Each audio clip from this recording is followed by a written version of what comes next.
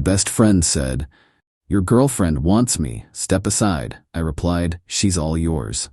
Then I showed her his text scheming behind her back. 30 minutes later, he was frantically calling me, begging me to call her off after she exposed him in our group chat and pressed charges. I, 28 male, am, or rather was, the kind of guy who believed in loyalty above all else.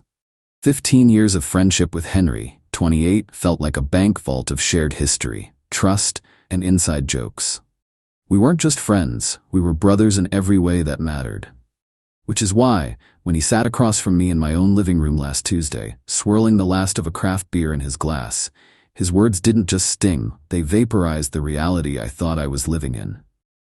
"Look, man," he began, leaning forward with that smug, conspiratorial grin he gets when he thinks he's about to do you a favor. "There's no easy way to say this. Maria wants me. She's been dropping hints for weeks. It's intense." Maria, 27. My Maria. The woman I was building a future with. The one who knew about my anxieties, who loved my terrible cooking, who I was planning to propose to in a few months.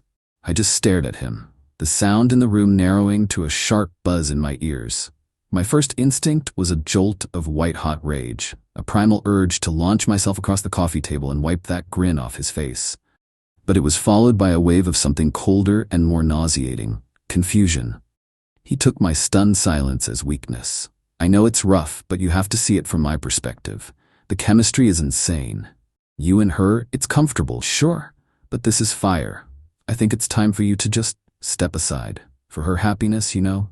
For her happiness." The audacity of it was breathtaking. Every joke at my expense, every subtle one-up, every time his hand lingered on her back a second too long, it all started replaying in my mind, but this time in a sickening new context. The rage was still there, but a strange, cold calm began to form on the surface. A defense mechanism. I decided, in that split second, not to give him the satisfaction of a fight. "Okay," I said, my voice unnervingly steady. Henry blinked, the wind clearly taken out of his sails. "Okay? That's it?" "Yeah, man," I said, meeting his gaze. "If she wants you, she wants you. Can't stand in the way of fire, right? She's all yours." He looked genuinely stunned, and for a moment I saw a flicker of disappointment. The predator who was hoping for a bloody chase and was instead handed the prey on a platter. Cool, that's really mature of you, man." He stood up, puffing his chest out. "I knew you'd understand." "I do," I said, walking him to the door. "Completely." The moment the door clicked shut, I didn't punch a wall. I leaned against it, my legs feeling weak. The calculated calm evaporated, leaving only the hollow ache of betrayal. After a minute, I picked up my phone. My hands were shaking. "Me, hey, you free? Something's happened. We need to talk, face to face." "Of course, on my way." "Everything okay?" "You're scaring me." "Me, I'm not sure. Just get here." She arrived 20 minutes later, her face etched with concern. The first thing she saw was my expression. "Aaron, what is it? What's wrong?" I told her, my voice flat, relaying the conversation with Henry verbatim. Her face went through a kaleidoscope of emotions. Confusion, disbelief, a flash of anger. "He said what?" she asked, her voice tight. "That I want him? That's insane. Why would he say that?" Then a flicker of suspicion crossed her face, a look that wounded me more than anything Henry had said. "What's going on, Aaron? Is this some kind of fight between you two that I'm being dragged into?" And there it was, the messy reality.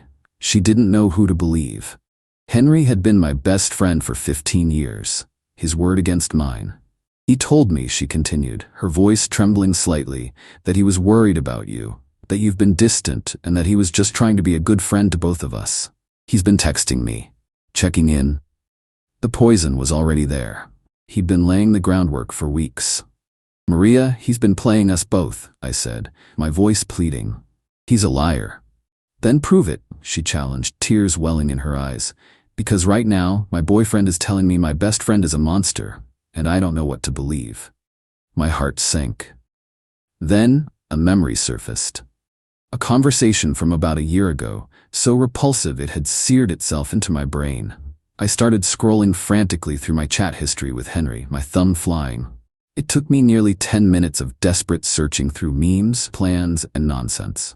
And then I found it. It was a screenshot of a text Henry had sent me, a cropped but identifiable private photo of a woman we both knew from college. His text above it read, "Dude, you gotta see this. So desperate. Thinks she can get me to help her with her startup. LMAO." My reply at the time had been simple: "This is seriously messed up. Delete it." I had saved a screenshot of that specific exchange because, in that moment, I'd felt a genuine line had been crossed. I never imagined I'd need it like this. I handed the phone to Maria. She stared at it, her face going from pale to stone. She scrolled up and down, reading my horrified reply and his dismissive one. This was concrete. This wasn't my word against his. This was his character, in his own words, on the screen. The foundation of his lies crumbled in an instant. He told me you were the one who had a problem," she whispered. "That you were objectifying women and he was trying to get you to see how messed up it was. He used this exact situation as an example of your bad behavior." The sheer diabolical depth of his betrayal was finally laid bare. He hadn't just lied, he'd inverted reality. Maria looked up and the tears were gone, replaced by a cold, hard fire. "So he thinks I want him, and you said I'm all his?" "I did," I confirmed. A slow, dangerous smile spread across her face. "Okay, let's give him what he wants." She pulled out her phone, opened our main friend group chat, all 30 of us, and started typing. She uploaded the screenshot I'd just shown her. Then she wrote a caption. "Maria, hey everyone, just wanted to clear the air on something. Henry just informed Aaron that I want him and that Aaron should step aside. So I wanted to make my choice public. Henry, you're right. I choose you. I choose the man who shares women's private photos behind their backs to feel like a big shot, see attached. I choose the man who has been manipulating my relationship for months, projecting his own disgusting behavior onto Aaron to try and isolate me. So you got me. I'm all yours. By the way, I'll be filing a police report for harassment tomorrow morning. Can't wait for our fire connection." She hit send. We sat in silence. 30 seconds passed. Then my phone began to vibrate on the coffee table. A call from Henry. I ignored it.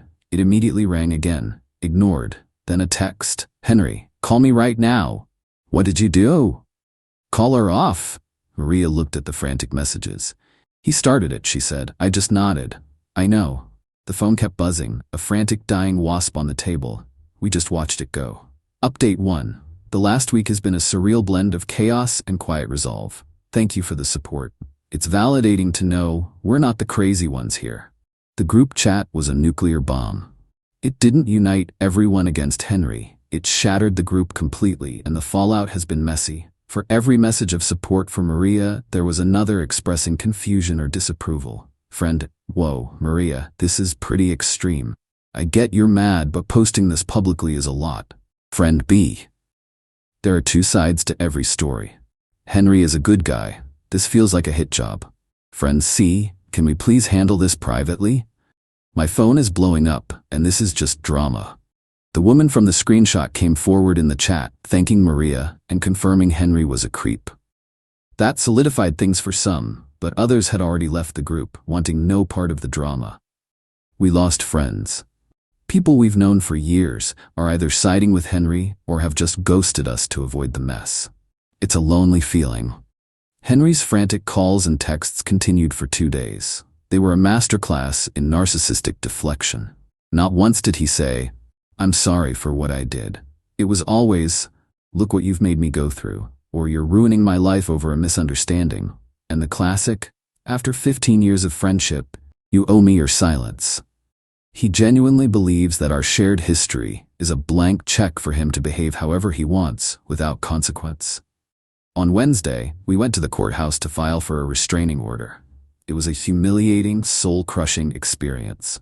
We spent hours filling out forms under fluorescent lights, detailing the harassment, printing out the texts, the screenshot, everything.